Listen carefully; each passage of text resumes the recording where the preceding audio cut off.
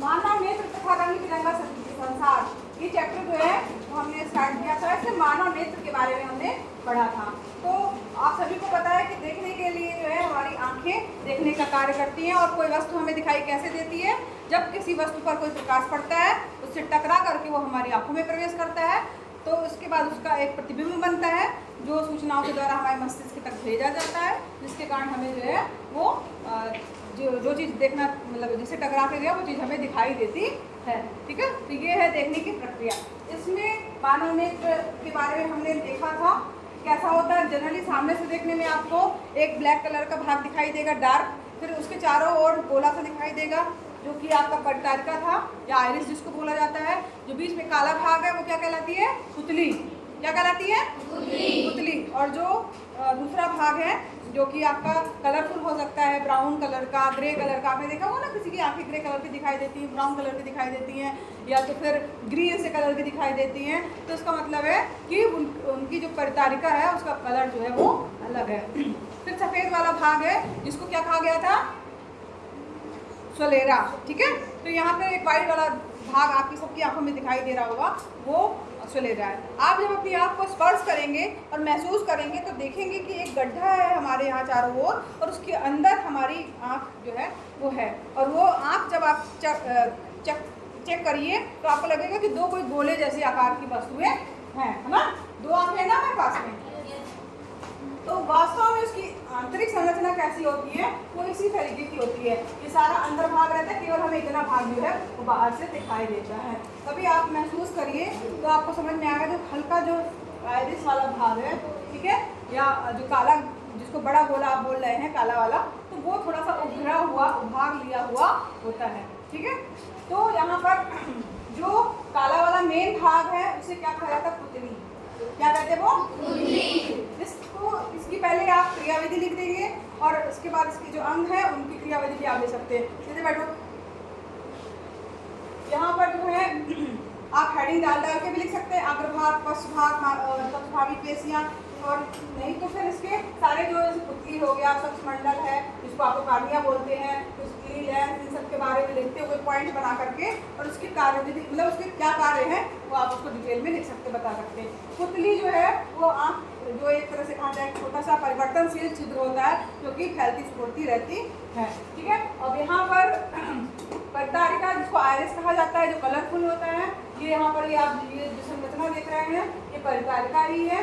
ठीक है, इसके बाद जो है यहाँ पर हमारी सबसे पहले आँख के चारों ओर जो है एक ट्रांसपेरेंट सी जो है वो परत चढ़ी रहती है, झिल्ली रहती है, जिसे कार्निया या स्वच्छमंडल कहा जाता है। ठीक, अब जो हमारी ये पुतली है इसके जस्ट पीछे जो है वो पक्षभागी पेशियाँ, एक छोटी छोटी पेशियाँ रहती हैं, जो एक लेंस होता है जिसको क्रिस्टली लेंस या अभिनेत्र लेंस कहा जाता है। ठीक है, उससे जुड़ी हुई होती हैं। अब ये ही फैलती और सिकुड़ती है, जिससे हमारा लेंस जो है थोड़ा सा पतला और मोटा होता है, जिससे फोकस दूरी चेंज होती है। वही प्रकाश की किरण जो है पुतली के माध्यम से जब प्रवेश करती है अंदर, तो यहाँ पर एक रेटिना होता है, जैसे दृष्टिपटल कहा जाता है, उसी में जो है प्रतिबिंब बनता है, और उसमें से हमें जो है प्रतिबिंब जो है हमारे कहाँ बनता है? रेटिना पर। ये क्वेश्चन आ सकता है 1 नंबर में। ठीक, तो ये जो रेटिना पर प्रतिबिंब बनता है, तो यहाँ पर ये जो प्रतिबिंब है वो उल्टा बनता है, क्योंकि लेंस जो है वो आप कौन सा लेंस देख रहे हैं?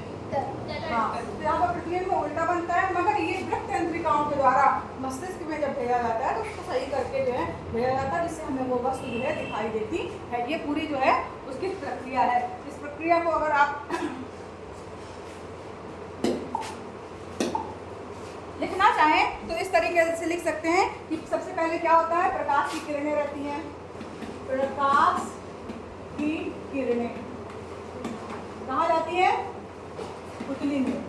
ठीक है, पुतली में प्रवेश करती है। पुतली के बाद फिर कहाँ जाती है?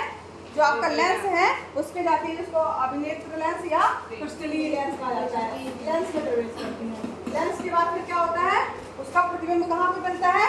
रेटिना पर उसका जो है वो प्रतिबिंब बनता है, दृष्टिपटल जिसको कहा जाता है, दृष्टिपटल। ठीक है, दृष्टिपटल पर उसका प्रतिबिंब बनता है, और उसके द्वारा वृक्क तंत्रिकाओं के द्वारा जो है मस्तिष्क तक संकेत भेजा जाता है। इसके द्वारा वृक्क तंत्रिकाओं के द्वारा वृत्त इंद्रियों के द्वारा कहाँ संकेत दिया जाता है? मस्तिष्क। ठीक है, तो यहाँ ये इस प्रकार से हम आज देखने की पूरी प्रक्रिया होती है। सबको समझ में आया कैसे हम लोग को दिखाई देता है, क्या क्या प्रक्रिया उसमें हो रही है। प्रकाश की किरण जो है वो हमारे पुतली के माध्यम से जो छोटा सा छेद है उससे प्रवेश करती है। लेंस हमारी आंखों में लगा हुआ है जो कि प्राकृतिक लेंस है, जिसे क्रिस्टलीय लेंस या नेटवर्क लेंस कहा जाता है। उससे दृष्टि पटल पर जाती है, रेटिना पर बिंदु बनता है और वो दृष्टि इंद्रियों के द्वारा मस्तिष्क तक भेज दिया जाता है। ठीक है, ये पूरी प्रक्रिया आप अपने शब्दों में भी लिख सकते हैं। इस प्रकार से हाँ, एक बात और ध्यान दीजिए, इसका जो अग्रभाग है आंख का जो थोड़ा सा उभार लिए होता है, यहाँ पर ये जो स्वच्छ मंडल या कार्निया है और ये लेंस, इसके बीच में एक लिक्विड पदार्थ भरा होता है जिसे क्या कहा जाता है? नेत्रोड। ठीक है, और इस लेंस के बाद और इस दृष्टिपटल के बीच में भी एक लिक्विड भरा होता है जिसे क्या कहा जाता है? काचाभ द्रव कहा जाता है। ठीक है, तो इस प्रकार से ये इस प्रश्न को चित्र सहित चित्र बनाने की भी प्रैक्टिस कर लीजिएगा, नामांकन करने की भी क्या क्या चीज हमें दिखानी है, और उसके बाद इस प्रश्न को खूब अच्छे से आप अपनी कॉपी में लिख लीजिएगा, तैयार कर लीजिएगा। ये क्वेश्चन बहुत इंपॉर्टेंट है और इस साल आने की पूरी संभावना है। ठीक है, सबको समझ में आया? Yes ma'am.